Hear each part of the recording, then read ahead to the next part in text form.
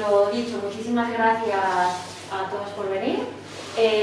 Como decía Belén, el próximo 21 de septiembre es el Día Mundial del Alzheimer. Como justo siempre coincide que aquí en Oviedo es San Mateo que es festivo, pues había que organizarlo de manera que, bueno, que la gente pudiera asistir. Pero bueno, en estos días seguramente que oiréis en la prensa, en la televisión, etcétera, pues muchas cosas acerca del Alzheimer. Y muchas veces cuando se piensa en enfermedad de Alzheimer, se piensa ya en una demencia, en una persona que ya pues, tiene muchos problemas de memoria, empieza quizás a no reconocer a la gente de su familia, empieza pues eso, a desorientarse, etc. Pero muchas veces, aunque eso obviamente también es Alzheimer, pero eso ya es una demencia asociada a la enfermedad de Alzheimer. Y muchas veces se puede empezar a detectar un poquito antes y se puede hacer una intervención pues mucho más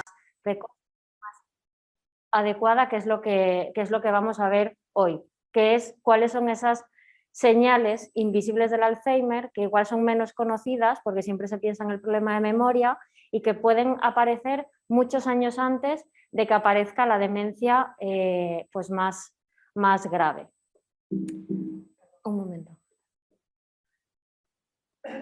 Vale, bueno, como ha dicho Belén, espera.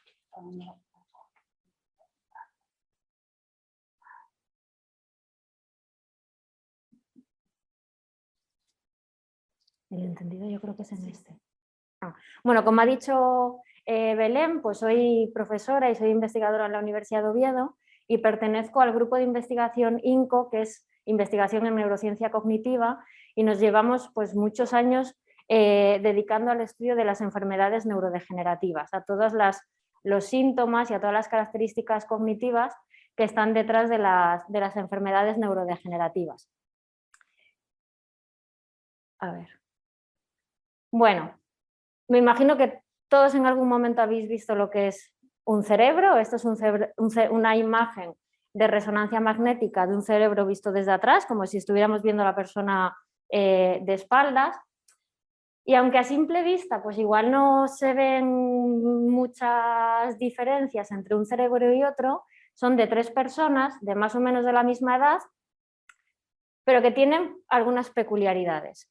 El primero es un cerebro sano de una persona alrededor de los 75-80 años, entonces no es igual que el cerebro de una persona joven, pero es un cerebro sano.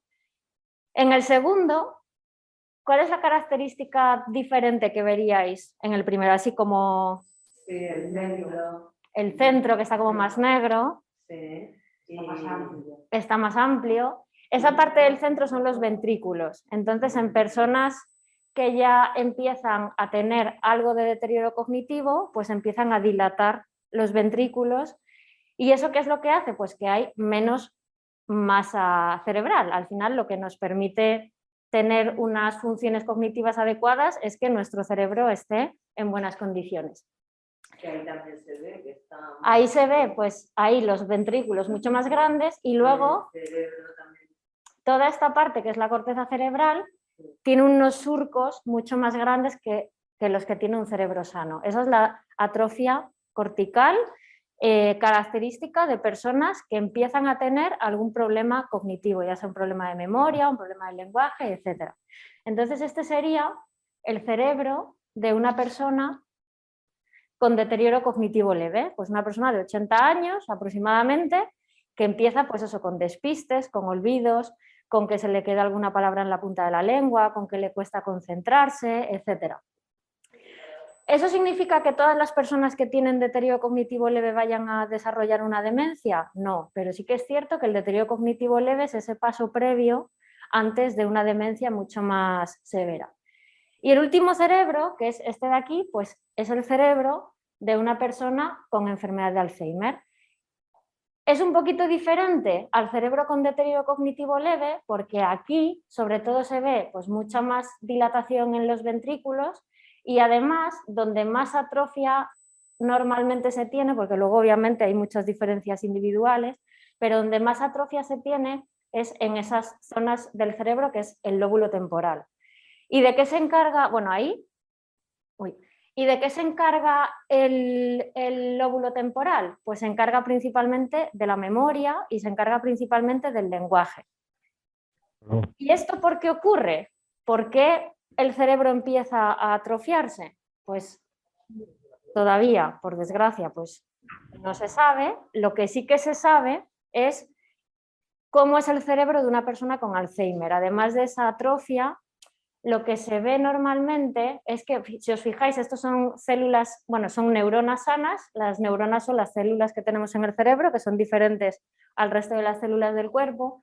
Estos son células sanas y estos son células de una persona con enfermedad de Alzheimer.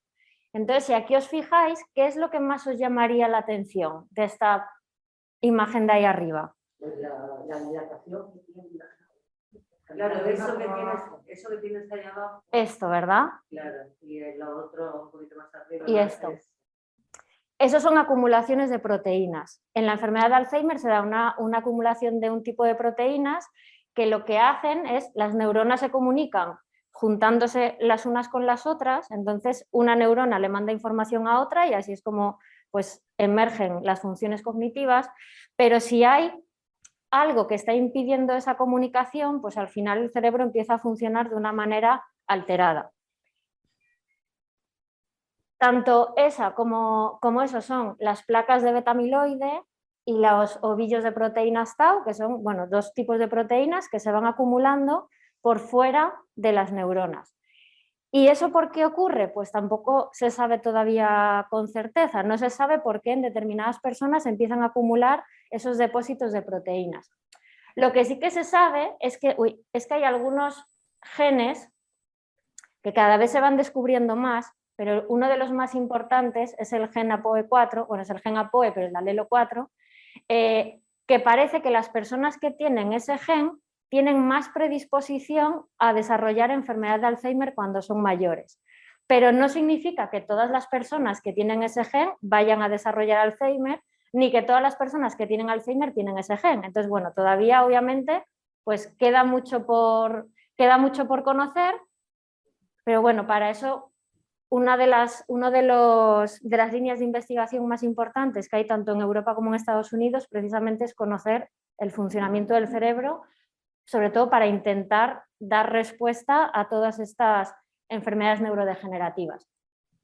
Entonces, esto es cómo es la imagen o cómo es la fotografía del cerebro de una persona con Alzheimer, y esto sería lo que se ve al microscopio de una persona también con enfermedad de Alzheimer. Sí que es cierto que como esto solamente se puede ver al microscopio y es la clave para decir esta persona sí que la demencia que tenía era como consecuencia de la enfermedad de Alzheimer, los diagnósticos todavía se hacen post-mortem. Es decir, si alguien tiene por aquí algún familiar o alguien en el entorno que puede ser que tenga enfermedad de Alzheimer, normalmente en los informes de los médicos vais a ver probable enfermedad de Alzheimer. Nunca es un diagnóstico final, porque para hacer el diagnóstico final se necesita analizar post-mortem el cerebro de esa persona y poder saber si en realidad tenía esas proteínas acumuladas. Sí que ahora ya las técnicas han mejorado mucho más y a veces se hace una punción lumbar, entonces se saca el líquido cefalorraquídeo, que es el que va para el cerebro, y si en el líquido cefalorraquídeo hay esas proteínas y además la persona tiene demencia y además la persona tiene una sintomatología, pues se está casi al 99% seguro de que lo que tiene es enfermedad de Alzheimer. Pero de momento la única manera del diagnóstico final es post-mortem. Lo bueno que tenemos en Asturias, bueno, lo bueno por decirlo de alguna manera, lo bueno que tenemos en Asturias es que el Hospital de Cabueñes tiene uno de los bancos de cerebros más importantes de España.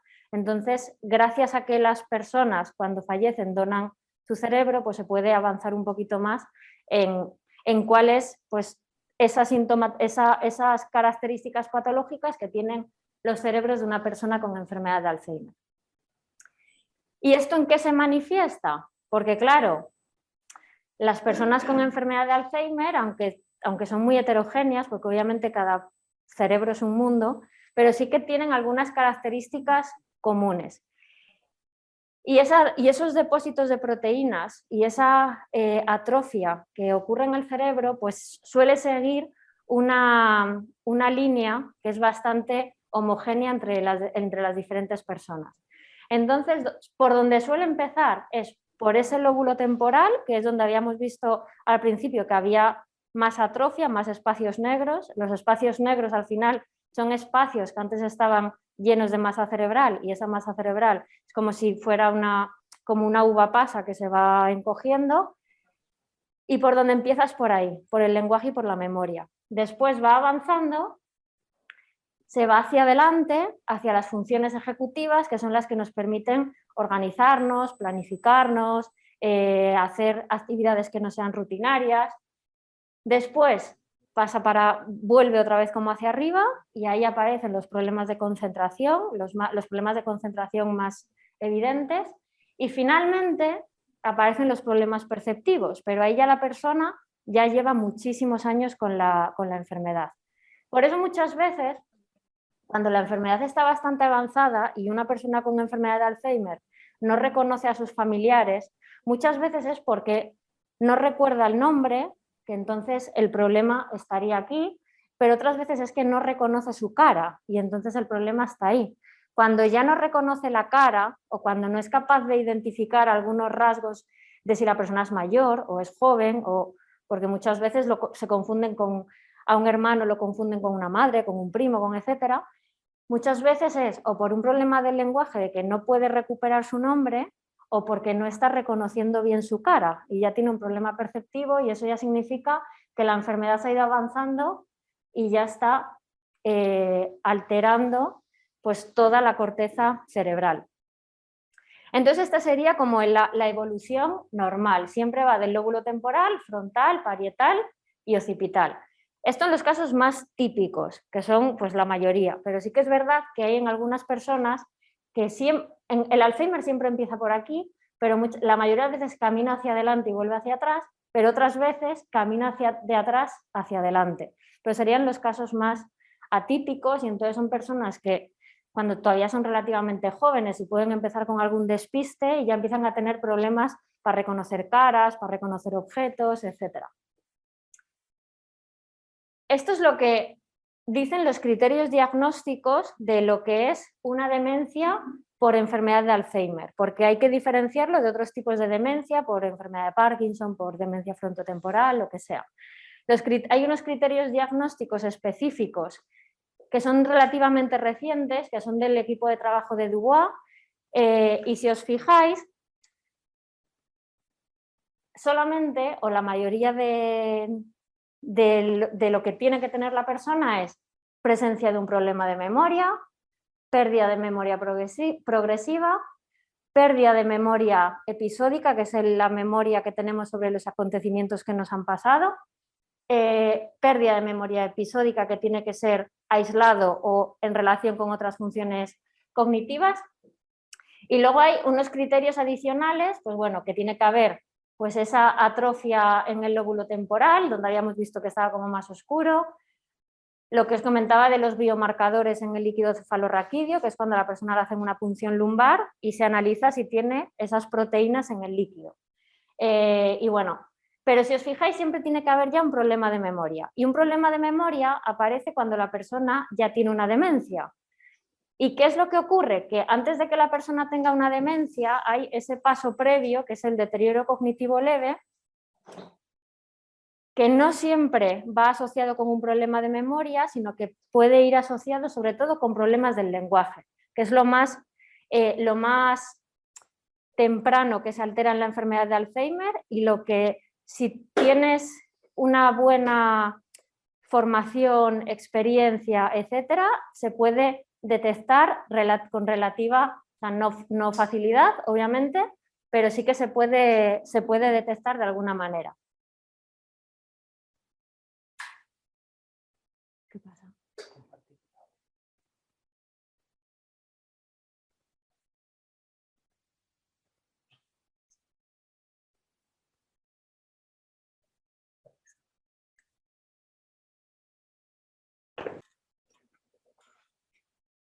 Bueno, entonces estos son los criterios diagnósticos que cualquier neurólogo y cualquier neuropsicólogo son los que utiliza para diagnosticar esa probable enfermedad de Alzheimer. Pero lo que sí que se sabe es que aunque para diagnosticar demencia asociada a la enfermedad de Alzheimer tienes que tener problemas de memoria, se sabe que la enfermedad, cuando esos problemas de memoria ya están presentes y se pueden objetivar, la enfermedad lleva muchísimos años, muchísimos años. Entonces, en el año 2016, que es muy reciente para lo que es la historia para lo que es la investigación, el año 2016 es ayer, en el año 2016 se reunieron un grupo de expertos que tienen una tradición de investigación muy importante sobre la enfermedad de Alzheimer, entre los que está José Luis Molinuevo, que es un neurólogo español, que es el que más el que más ha investigado en los últimos tiempos sobre la enfermedad de Alzheimer y sobre todo pensando en cuáles son pues ese Alzheimer preclínico, es decir, esas cosas en las que nos podemos fijar o que intentemos detectar para poder diagnosticar cuanto antes para poner un tratamiento mucho más precoz. Ahora sí que a veces se tiene incluso la creencia de que el Alzheimer cada vez empieza antes, y no empieza antes, cada vez se empieza a poder detectar antes. Antes, cuando ya la persona acudía al neurólogo, pues ya era cuando estaba muy mal y ya la familia no sabía qué hacer con ellos y bueno, pues lo llevaban y bueno, antes era demencia senil, pero ahora la demencia senil, no existe la demencia senil, ahora siempre hay que ponerle el nombre exacto. Entonces, en el año 2016, eso se reunieron pues todo este grupo de expertos, que son muchísimos, de los mejores centros de investigación de todo el mundo. Ahí estaba José Luis Molinuevo, que creo que es del Hospital Clínico de Barcelona, si no recuerdo mal. Hace ya unos años le entrevistó Punset, o sea que ya han pasado muchos años, le entrevistó Punset y José Luis Molinuevo en esa entrevista dijo que el Alzheimer empieza cuando la persona nace, porque hay unos factores genéticos que la persona ya tiene, lo único que tarda mucho tiempo en manifestar síntomas, pero que con la enfermedad se nace. Por eso cada vez se puede detectar un poquito antes. Y bueno, el artículo es muy amplio, habla no solamente de de qué características clínicas nos tenemos que fijar, cómo hacer las pruebas de neuroimagen y todo eso, pero bueno, he extraído algunas partes que creo que son las más interesantes, sobre todo para una charla de este tipo. Entonces, lo que ellos dicen es que esa clínica temprana de la enfermedad de Alzheimer se puede observar entre 10 y 17 años antes del diagnóstico de la demencia. O sea, si a una persona más o menos la media ahora está en torno a los 70 años del diagnóstico de Alzheimer, habría personas que desde los 53 ya se les podría observar algún cambio en su funcionamiento cognitivo que pueda llevar a pensar que esa persona puede desarrollar enfermedad de Alzheimer entre 10 y 17 años.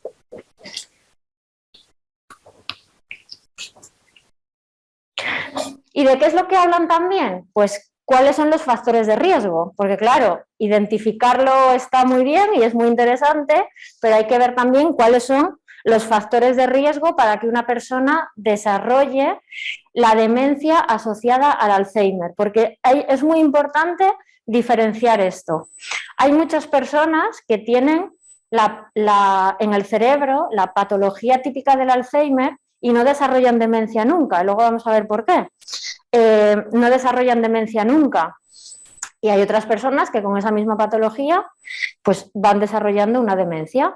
Entonces hay que diferenciar entre la enfermedad de Alzheimer, que son esas acumulaciones de proteínas, y lo que se manifiesta en esa enfermedad. Entonces ellos hablan de dos tipos de factores de riesgo. Uno son los no modificables, es decir, ya naces con ellos y ya no puedes hacer nada, que serían pues la edad, obviamente el ser más mayor. Si una persona que nace con la predisposición genética para desarrollar Alzheimer, pues muere con 40 años porque le da un infarto, pues no va a acabar desarrollando la enfermedad. Entonces la edad y Factores genéticos. Pues ahora ya hay algunos genes, sobre todo los diferentes alelos de los genes APOE, que ya tienen muchísima evidencia, pero bueno, ya se van descubriendo también muchos otros genes que están detrás de toda esa sintomatología. Entonces serían factores de riesgo, la edad y factores genéticos. Esos son no modificables, o sea, la genética pues no se puede modificar. Y luego habla de factores de riesgo modificables, es decir, hay determinados factores de riesgo que si los podemos modificar se van a convertir en factores protectores para no desarrollar finalmente la demencia asociada a la enfermedad de Alzheimer, que son los factores de riesgo cardiovascular y el estilo de vida. Eso es lo que dicen en ese artículo en el año 2016. Los factores de riesgo cardiovascular son muy importantes porque al final la sangre que llega al cerebro, al final el cerebro lo controla todo y si esa sangre pues se interrumpe y la persona va teniendo pequeños microinfartos o le da un ictus o lo que sea, pues obviamente eso es un factor de riesgo muy importante. Pero aquí sobre todo lo interesante es el estilo de vida.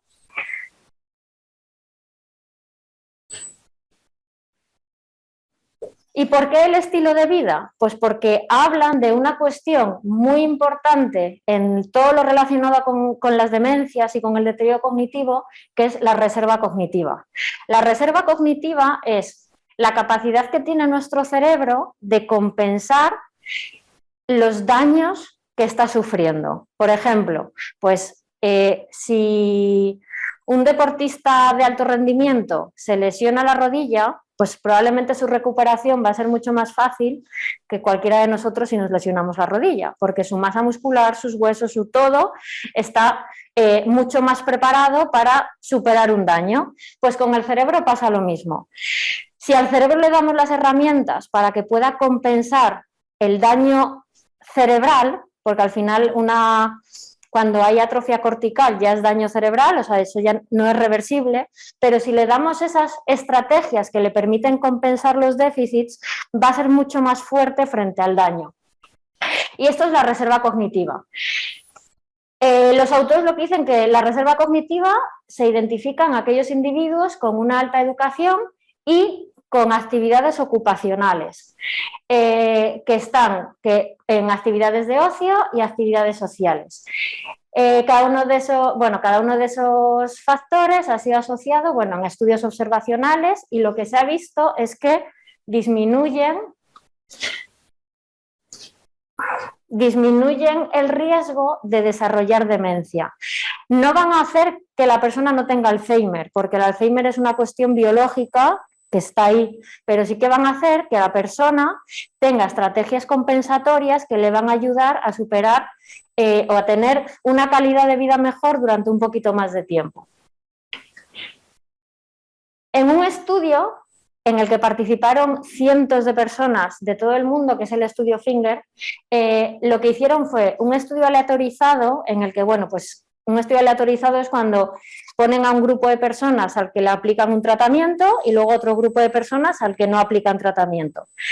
Al azar, a un grupo y a otro y ven los efectos, o sea, obviamente son grupos homogéneos, pues imaginaos, grupos de personas de 80 años, los que hacen tratamiento y personas de 80 años que no hacen tratamiento, de mismas características de edad, sexo y un montón de variables. Participaron cientos de personas, de hecho es de los estudios más grandes que hay actuales sobre cuáles son los factores protectores para desarrollar demencia o no. Y lo que veían era que aquellos pacientes que tenían a los que se les controlaba lo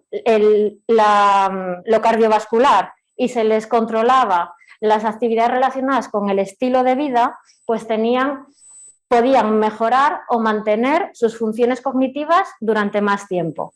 ¿Y qué es lo que hacían para ese lifestyle, ese estilo de vida? Pues en lo que se basaba era principalmente en una guía nutricional, es decir, la nutrición es muy importante también sobre todo para evitar esos factores de riesgo cardiovasculares. Ejercicio físico, entrenamiento cognitivo y estimulación social, es decir, pues seguir saliendo con amigos, con familia, hacer comidas, hablar, charlar, etc. Entonces, esos 4 componentes, que serían lo que llaman el estilo de vida, es lo que puede mejorar o mantener el funcionamiento cognitivo en personas, tanto en personas sanas, pues que quieren mejorar quieren prevenir la aparición de una demencia o de un deterioro cognitivo, como en personas que ya tenían esa patología subyacente de enfermedad de Alzheimer y les permite no manifestar síntomas cognitivos durante más tiempo. ¿Y cuál es el perfil neuropsicológico típico de una persona con enfermedad de Alzheimer? Pues tampoco voy a entrar en mucho rollo porque, bueno, tampoco es el objetivo, pero sobre todo eso, problemas de memoria, tanto episódica como autobiográfica, es decir, me olvido de lo que hice ayer, me olvido de pues de dónde me fui de vacaciones, o me olvido de, sobre todo, de la memoria reciente. ¿Y por qué sobre todo es la memoria reciente y las personas se siguen acordando pues de cuando eran adolescentes, de cuando, yo qué sé, fueron a la mili, todo eso? Porque la memoria, para consolidarse, necesita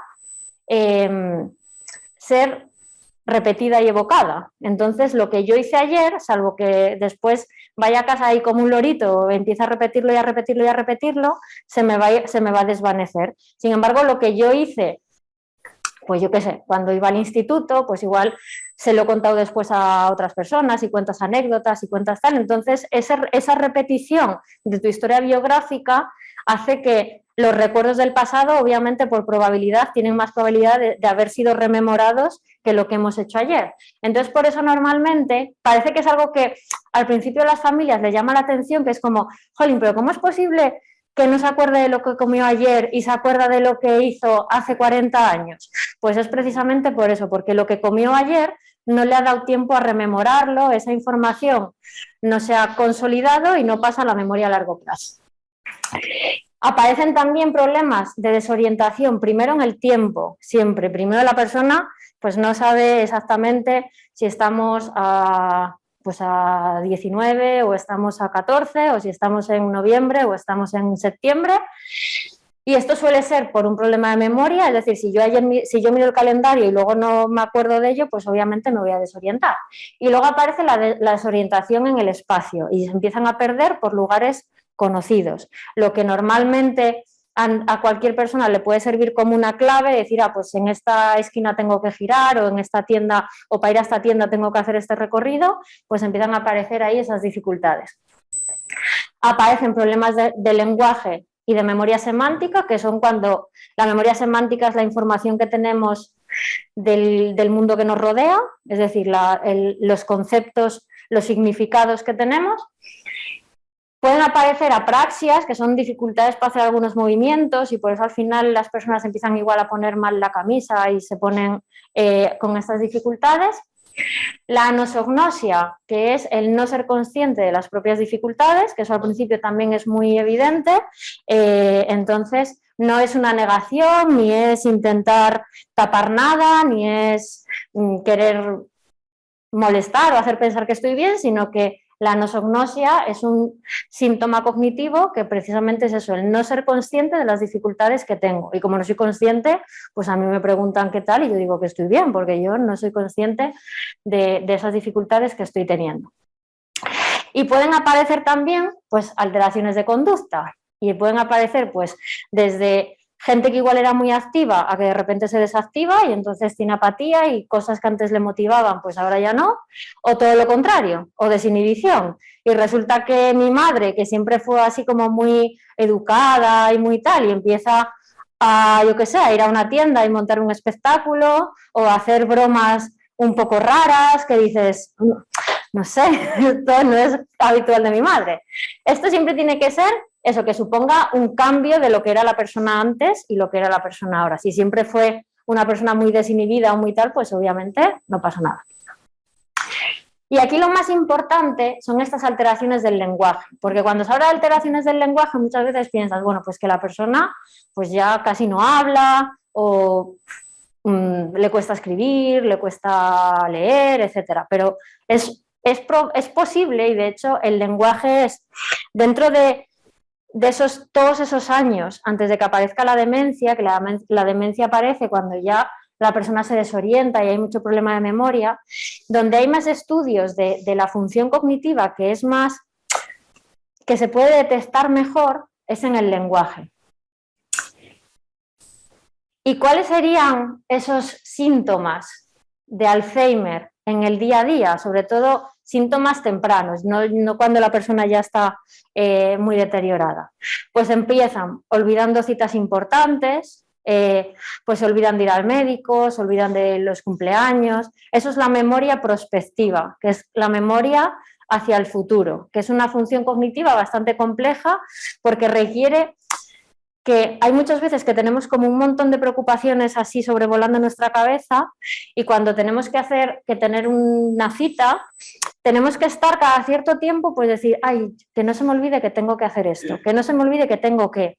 Ese tengo que es la memoria hacia el futuro, que requiere mucha memoria, porque requiere que estés todo el rato recordando eso, y por eso es una de las funciones que más, o sea, que empiezan a llamar la atención. Que muchas veces, cuando ya se olvida de ir al médico o cuando ya se olvida de ir a recoger a los nietos al colegio, ahí ya es muy evidente, pero empieza con cosas pequeñas, pues eso igual, me olvido del cumpleaños de alguien, de una amiga a la que siempre había felicitado, o voy a ir a un cumpleaños y se me olvida llevar el regalo. Ese tipo de olvidos que no son todavía muy preocupantes porque no requieren, no ponen, o sea, no son perjudiciales como no ir al médico o olvidarte de tomar la medicación, porque eso ya empieza a ser mucho más problemático, pues también se pueden empezar a notar.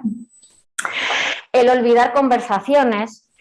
Es normal que una persona mayor, pues de esos 75, 80 años por ahí, que igual se olvide de algún detalle de las conversaciones. Es que eso nos pasa a todos y no pasa nada. De olvidar algún detalle, de olvidar algún nombre, de olvidar alguna cosa, eso es normal. Cuando ya te olvidas de con quién hablaste o cuál fue el tema de conversación, ahí ya sí que no es algo normal asociado a la edad. Asociado a la edad es normal olvidar detalles y eso no pasa nada. Cuando ya no es tan normal es cuando ya te olvidas como del significado de la conversación que estuviste teniendo. También el perder objetos importantes. Si pierdes el paraguas en una tienda a la que vas porque cuando saliste con el paraguas llovía y luego ya no llueve, pues tampoco es demasiado preocupante. Pero cuando reiteradamente pierdes las llaves de casa o no sabes dónde las has dejado, o pierdes las gafas, o no perderlo, sino de ponerlo en un sitio y no saber después dónde lo has dejado, pues eso también es un síntoma bastante llamativo. Repetir la misma pregunta varias veces, porque como no te acuerdas de la conversación que tú, ya no del detalle, pero como no te acuerdas de la conversación que tuviste, pues es normal el repetir la misma pregunta varias veces. Estos son como los más habituales. Los menos conocidos y los que son mucho más finos a la hora de anticiparse a una demencia, son sobre todo estos. Son el no encontrar las palabras al hablar, cuando pasa bastante, que es el fenómeno de la punta de la lengua, hay esta palabra y parece que la tienes ahí, pero que no te sale y no eres capaz de tirar del hilo de la palabra, que no pasa con todas las palabras, además, hay determinadas características que hacen que en unas palabras este fenómeno de la punta de la lengua sea más habitual. Por ejemplo, en las palabras que utilizamos menos, pues obviamente es más habitual que nos pase. Pero si ya empieza a pasarnos con objetos cotidianos, pues yo qué sé, con el microondas, con la nevera, con el teléfono, y empezamos a utilizar circunloquios y palabras muletilla, es decir, cuando ya se empieza, ay, el aparato ese que sirve, el chisme ese, la cosa esa, esos son palabras muletilla. Entonces hay muchas veces que normalmente se empieza por no encontrar la palabra, pero la persona pues da un sinónimo o algo parecido, que eso bueno. Después pasa a utilizar el circunloquio, que es dar el rodeo, lo que sirve para calentar la comida, que lo metes y giras una rueda y la comida se calienta, pero todavía está siendo capaz de explicar para lo que sirve el objeto. Pero cuando ya utiliza esas palabras muletilla es porque ya las dificultades que está teniendo para acceder al lenguaje son muy grandes y ya empiezan a decir el chisme, el cacharro, todos los animales son perros, todas las aves son palomas y entonces empiezan a perder como esa riqueza en el lenguaje que es tan característica de la enfermedad de Alzheimer. De hecho, hubo un estudio que se hizo con una escritora que cuando ya fue mayor la diagnosticaron enfermedad de Alzheimer y lo que hicieron fue analizar sus libros desde que empezó a escribir y lo que vieron era que a medida, o sea, ya desde libros de cuando la escritora tampoco era muy mayor, se notaba cómo estaba perdiendo riqueza en el vocabulario, hacía las frases mucho más cortas, mucho más sencillas, etc. Entonces, normalmente, todo esto que es el lenguaje, que no es tan evidente y que hay que tener como el oído muy fino para darse cuenta de ello, pues es lo que más nos tiene que alarmar, porque esto aparece antes que el problema de memoria, entonces es muy importante. Y luego también dificultades para comprender lo que se lee, pero no por un problema de atención, o sea, no es que la persona no se pueda concentrar, porque a veces les ves que están muy concentrados en lo que están haciendo, y tampoco es por un problema de memoria, de que luego no se acuerden de lo que han leído, sino que lo mismo, hay determinadas palabras que en un libro normalmente pues tiene palabras más complejas, más abstractas, que no estamos tan acostumbrados a utilizar y como están empezando a perder riqueza de vocabulario, empiezan a determinadas palabras no comprenderlas. No es que no comprendan la idea de lo que dice el texto, sino que ya hay algunas palabras que no las pueden comprender y por eso pues empiezan con esas dificultades para comprender lo que se está leyendo.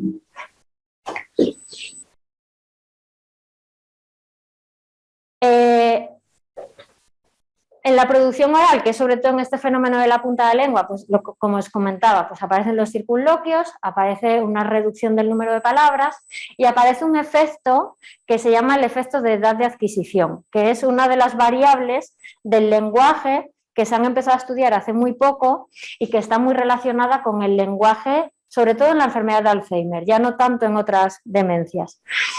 ¿Y qué es la edad de adquisición? Pues la edad de adquisición es la edad a la que aprendemos las palabras. Entonces ahora hay muchas bases de datos hechas con millones de personas, entonces obviamente se hacen medias, luego cada persona pues es muy variable, pero por ejemplo yo que sé, la palabra casa la hemos aprendido antes que la palabra justicia. Y lo mismo que pasa con los recuerdos, que en la enfermedad de Alzheimer los últimos recuerdos en entrar son los primeros en salir, pues con el lenguaje pasa lo mismo. Las últimas palabras en entrar son las primeras palabras que se empiezan a perder.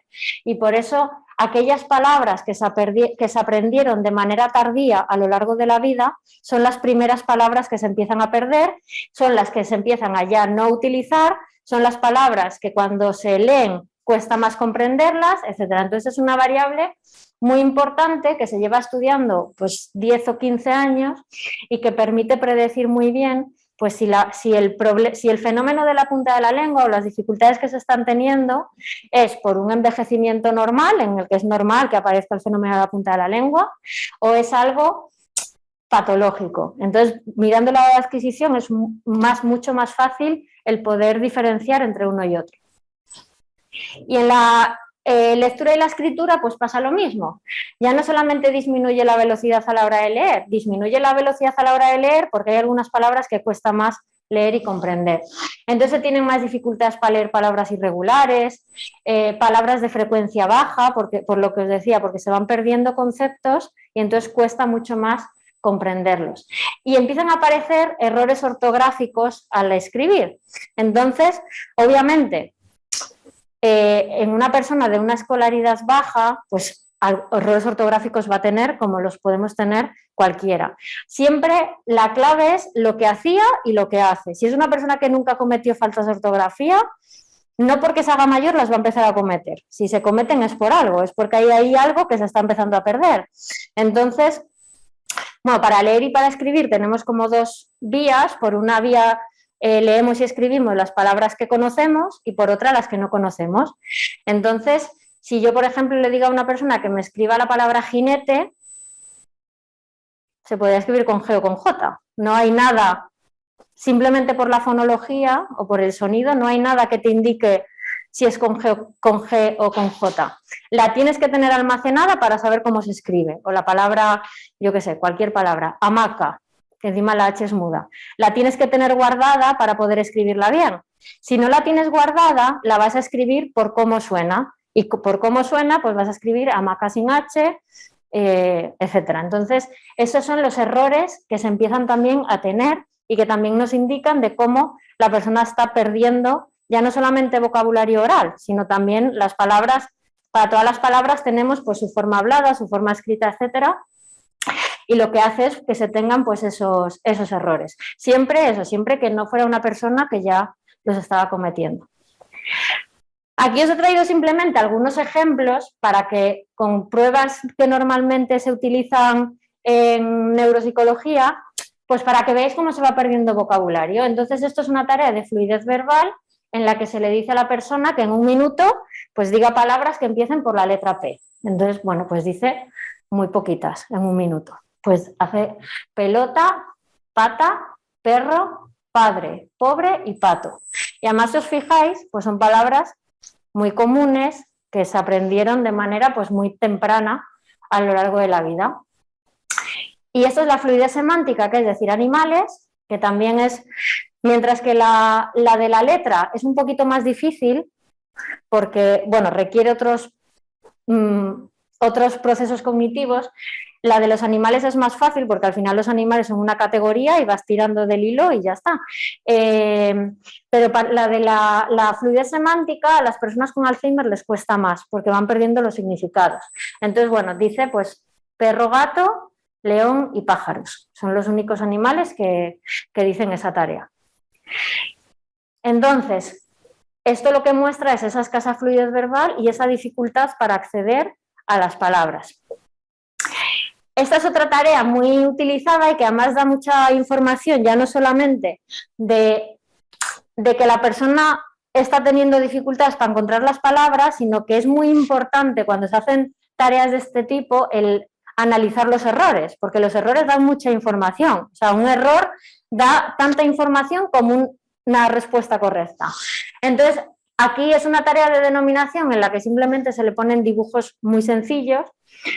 Y, por ejemplo, pues en el banco no le sale la palabra banco y dice para cotillear. Entonces, para sentarse ahí con la amiga o con el amigo a cotillear. En pulpo dice calamar, en helicóptero dice avión, corona, lo de los reyes, magdalena, de comer, pelícano, pájaro, transportador, para hacer... Bueno, no le salió.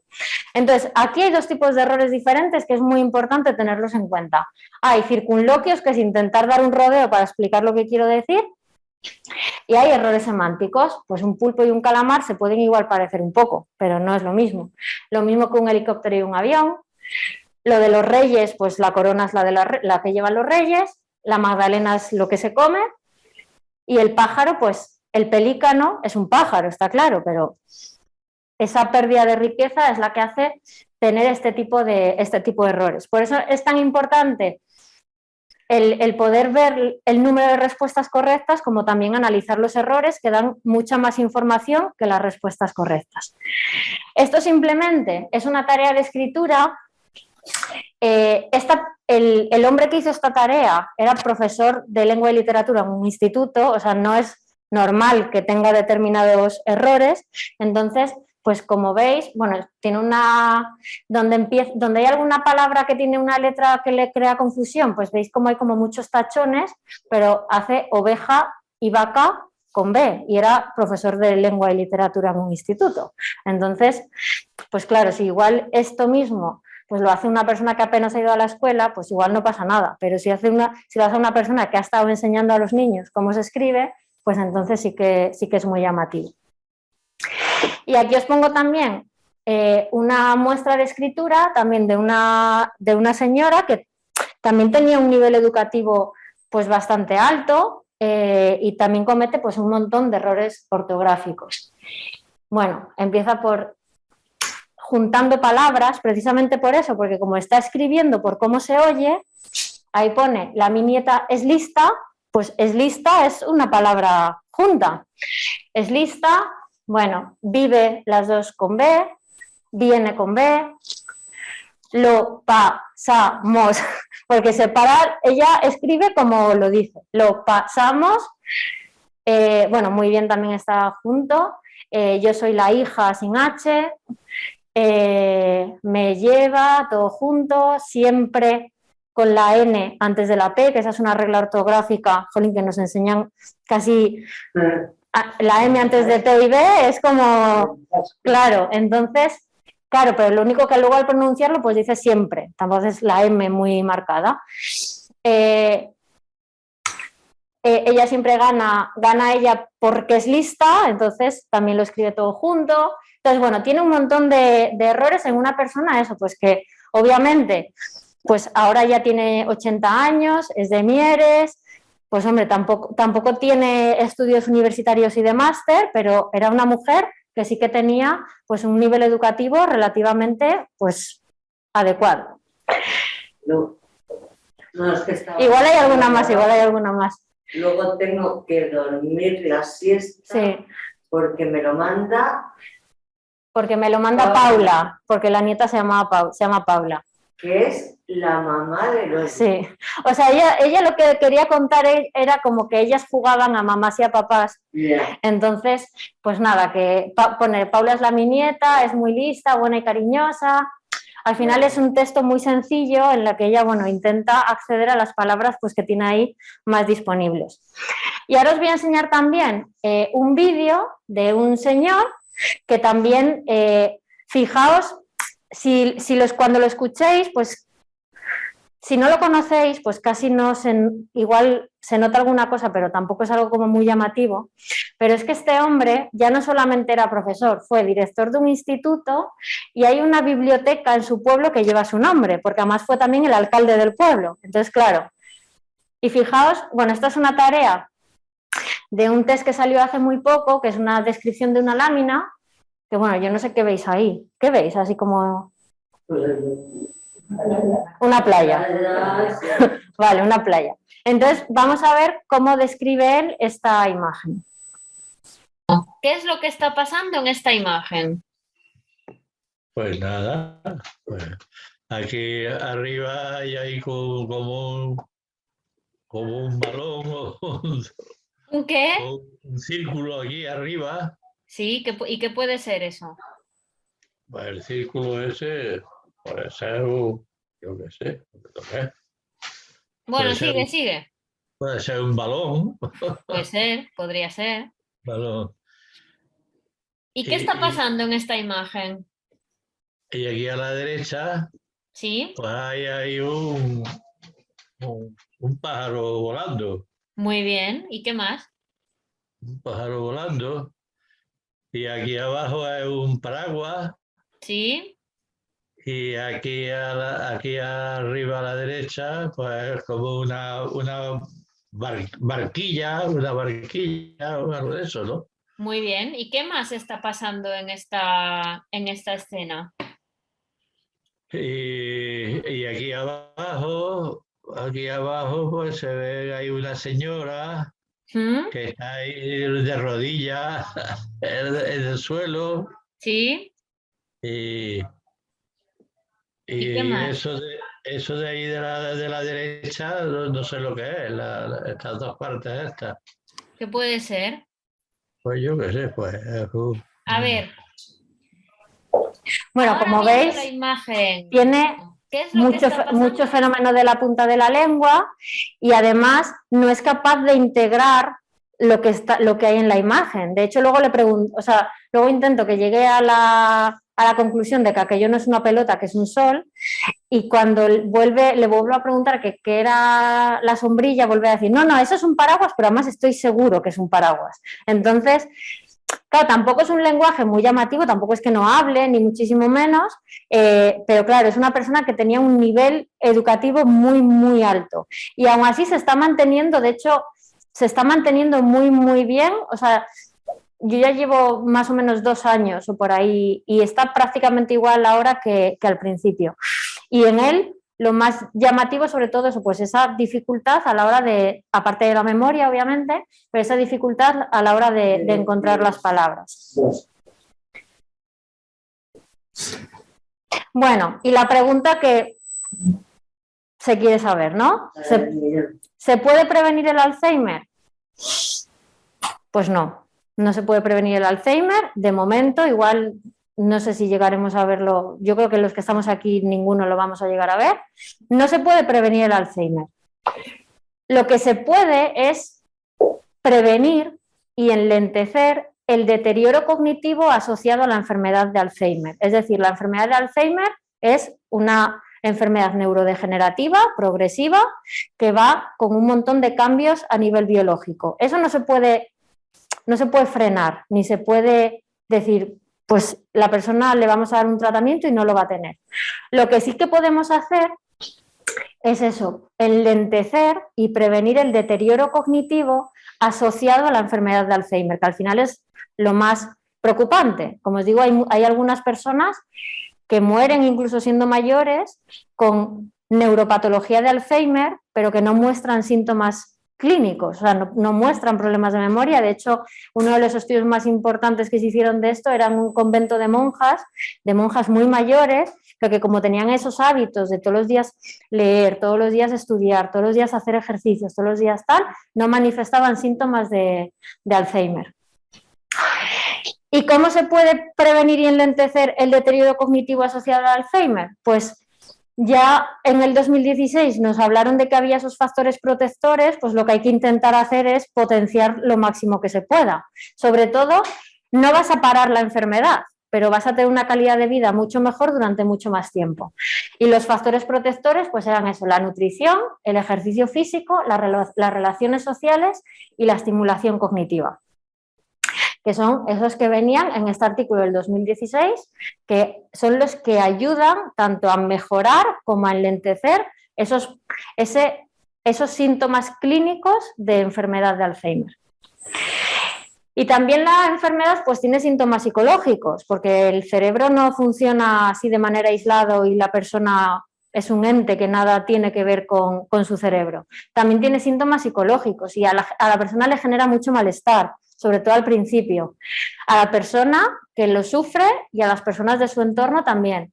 Desde las primeras etapas de la enfermedad hay cambios psicológicos y además al principio son como mucho más evidentes porque la persona es mucho más consciente de lo que le está ocurriendo. Muchas veces hay confusión porque claro, empiezas a tener dificultades y no sabes muy bien por qué es. Tanto en la persona como en las personas que están de su entorno, que es como, jolín, pero ¿qué le está pasando a mi madre? ¿O qué le está pasando a mi mujer? ¿O qué le está pasando a mi marido? Que hace cosas raras, que me repite lo mismo muchas veces, que no se sabe muy bien qué es lo que está pasando. Y aparecen, pues eso, en las primeras etapas y muchas veces incluso antes de que los problemas de memoria sean como muy, muy evidentes. Serían pues todos estos, pues de depresión, apatía, ansiedad y otros, o sea, cada persona es un mundo y muchas veces en función pues de la historia y del entorno que tenga, pues van a manifestar más unos síntomas u otros. En muchas personas se da la tristeza y como esa sensación de inutilidad, de fíjate en lo que estoy quedando. En otras personas es la apatía, que es como esa ya no tengo ganas de hacer nada, lo que antes yo quedaba pues a tomar una Coca-Cola con mis amigas y ahora ya no me apetece. ¿Y eso por qué no apetece? Pues porque normalmente cuando estás con gente, hablas con gente, tienes que contar historias, tienes que acordarte de las historias que te cuentan. Entonces, cuando empiezas con esas dificultades para poder hablar, para recordar lo que te dicen, etcétera, pues obviamente cualquier persona ante una dificultad, al principio lo más fácil es, si esto me cuesta no lo hago, y entonces es evitar situaciones que generan malestar. Y bueno, también se puede dar pues ansiedad, pues preocupación, inquietud, rumia de estar dando vueltas todo el rato a lo mismo. Y luego pues cambios de humor, la habilidad emocional, agresividad incluso, y cambios en el sueño y en el apetito. Y esto normalmente pues eso aparece al principio, cuando la persona es muy consciente de lo que le está pasando. Y también en los cuidadores, porque claro, hay muchas personas que dejan de lado su vida para cuidar a su madre, a su padre con el sufrimiento que eso supone, porque no es lo mismo trabajar de cuidador, en el que, bueno, pues es tu trabajo y tienes que cuidar a personas, que eso obviamente también es, en muchos casos es muy duro, pero cuando a la persona que estás cuidando es tu madre o tu hermano o tu mujer o lo que sea, pues al final genera mucho más sufrimiento porque estás viendo cómo va siendo el deterioro de esa persona y entonces los cuidadores muchas veces también necesitan ayuda. Y pueden aparecer problemas para dormir, problemas para concentrarse, cambios de humor. Al final la persona va como dejando de hacer todas las cosas que le identificaban como persona, casi pues desde quedar con amigas. Muchas personas dejan el trabajo, dejan de ir a la peluquería, y al final vas perdiendo un poco también tu identidad. Y eso genera pues cambios de todo tipo, hasta consumo de alcohol y drogas, que aunque no es algo muy, muy habitual, pero se da en personas cuidadoras. Y al final esto genera pues un agotamiento físico y mental, que es el síndrome del cuidador quemado, que genera pues al final que luego cuando tú empiezas a estar mal, empiezas a no poder cuidar bien, esto te va generando también mucha preocupación de decir es que encima no puedo cuidar y al final es la pescadilla que se muerde la cola y genera pues muchos problemas. Por eso es muy importante cuidar a los cuidadores, que muchas veces pues parece que eso, que su vida se para cuando tienen que empezar a cuidar y siempre en la medida de lo posible pues es bueno mantener los hábitos, pues si todos los jueves quedabas a tomar un café con tus amigas o con tus amigos, pues hay que intentar seguir haciéndolo y buscar ayuda de otros familiares que se puedan quedar en ese rato a cuidar a la persona que estás cuidando, intentar hacer algo de ejercicio, cuidar la alimentación, que muchas veces pues por estar cuidando o porque tiene un montón de citas médicas y al final comes deprisa y corriendo, cuidar la alimentación, descansar, validar algunos sentimientos. Es un tema tabú, pero hay muchas veces que los cuidadores sienten que la única salida a ese sufrimiento que ellos también están teniendo es que la persona fallezca y muchas veces les cuesta verbalizarlo y exteriorizarlo y muchas veces el poder compartir ese sentimiento, que al final es un sentimiento, que los sentimientos son todos válidos, tú no vas a matar a la persona. Pero es normal que en algunos momentos de mucho agobio y de mucha frustración, pues digas, es que mira, no puedo más y la salida mejor es esto. Entonces eso también hay que validarlo, sobre todo para poder canalizarlo y transformarlo en otra cosa. Hay que intentar cuidarse, compartir el malestar con otros familiares o con profesionales, intentar relajarse, que eso es como un poco a veces difícil, y luego pues cuando ves que ya la situación te está sobrepasando, pues obviamente acudir a profesionales que son al final los que mejor entienden esa situación por la que se está pasando. ¿Y cuáles son los beneficios al inicio de la enfermedad para el enfermo? Pues que te ayudan a comprender y a aceptar el diagnóstico que te han dado, te da también un espacio donde comprender todos esos síntomas y todos esos cambios que está habiendo en tu vida, te pueden dar herramientas pues, para mejorar la ansiedad, la depresión, etcétera, y fomenta también pues, las actividades placenteras y la activación con la persona. Y en el cuidador, pues lo mismo. Lo más importante para los cuidadores es aprender a gestionar las emociones y a validar determinados sentimientos. Todos podemos tener sentimientos negativos en algún momento y todos hemos podido pensar de cualquier persona que tenemos a nuestro alrededor que no la soportamos más y que estamos hartos y que no sé qué. Eso es normal sentirlo en un momento determinado. Si eso empieza a generarte mucho malestar y a generarte mucha frustración, pues obviamente hay que aprender a canalizarlo. Es muy importante también el preparar los duelos, porque hay que preparar los duelos también en determinadas situaciones y hay muchas veces que se pospone, como bueno, voy a esperar a que la persona fallezca para empezar a poner remedio, pero hay veces que si se empieza antes, pues se hace una transición pues mucho más sana hacia la pérdida del familiar. Y luego pues también estrategias de resolución de conflictos, asertividad, habilidades comunicativas, etcétera. Pero sobre todo lo más importante es aprender a gestionar las emociones, los sentimientos y preparar y elaborar los duelos. Y bueno, ya como conclusiones, porque creo que me estoy pasando un poco, al final, la enfermedad de Alzheimer es una patología neurodegenerativa que cursa en algunos casos con deterioro cognitivo o demencia, en otros casos no. Desde el deterioro cognitivo hacia la demencia. La evidencia científica confirma que en algunos casos se pueden apreciar cambios hasta 17 años antes del inicio de la demencia, es decir, cuando ya la persona empieza con muchos problemas de memoria. Al final, lo que diferencia un deterioro cognitivo leve de una demencia, en la demencia es cuando empieza a afectar a las actividades del día a día. Cuando ya mi desorientación me impide ir al supermercado, cuando ya mis problemas de memoria me impiden comprar en el supermercado todo lo que quería comprar, eso es lo que hace que cambie entre un deterioro cognitivo y una demencia. Y hasta 17 años antes se pueden empezar a notar algunos síntomas. No se puede prevenir su aparición, es decir, si naces con una predisposición genética y tienes algunos factores de riesgo, vas a generar la patología de Alzheimer, pero lo que sí que se puede retrasar y enlentecer es la evolución y el deterioro cognitivo asociado a la enfermedad. ¿Cómo? Pues eso, con nutrición, con ejercicio físico, manteniendo las relaciones sociales y realizando estimulación cognitiva.